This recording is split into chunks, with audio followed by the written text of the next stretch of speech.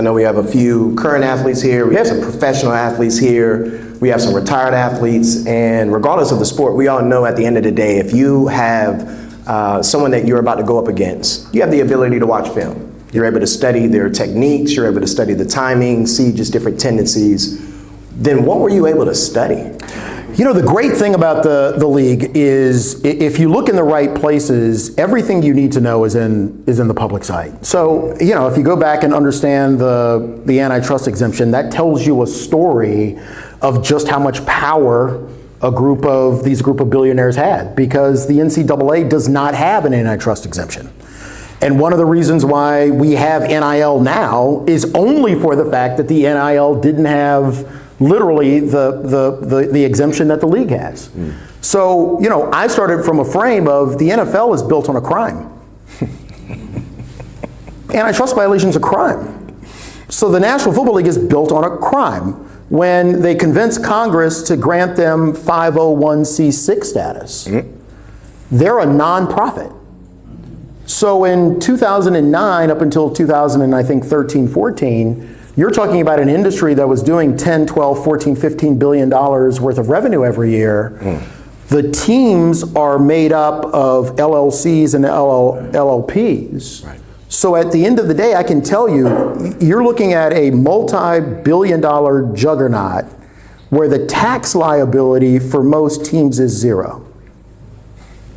And on the other side of the frame is a group of men, mostly under the age of 26, who play for 3.3 years and have a 100% injury rate. And then you have to walk into a room and you have to sit down with somebody like Clark Hunt or sit down with somebody like John Mara, and you have to listen to them explain to you about everything they've done to make this business so great. And my only takeaway is you act like you hit a triple, but you were born on third base. So why don't you two just pump the brakes, right? And so for me, you know, you study where they're weak. The antitrust exemption was a weakness for them. I don't know if you remember a great senator who's no longer with us, but Senator Specter was senator from Pennsylvania who hated the league's antitrust exemption. Hated it. So where is the league weak on that? Where did we spend a lot of our lobbying dollars? That's where you go. So when it came time for us to have a hearing, for example, on concussions, who do you go to? Right. So, you know, I love game strategy, and you know, we talk a lot about Fred Shuttlesworth, you know, and James Bevel and Diane Nash and all of the heroes who you see all throughout this wonderful museum. You know, they were inspirational civil rights leaders, but my takeaway from them, that another level, incredible tacticians. Yes. I mean, just the brilliance of the strategy. And you know, so we're here in Birmingham. It's the birth of, you know, not only the civil rights movement, but the tactical decisions behind the Children's Crusade.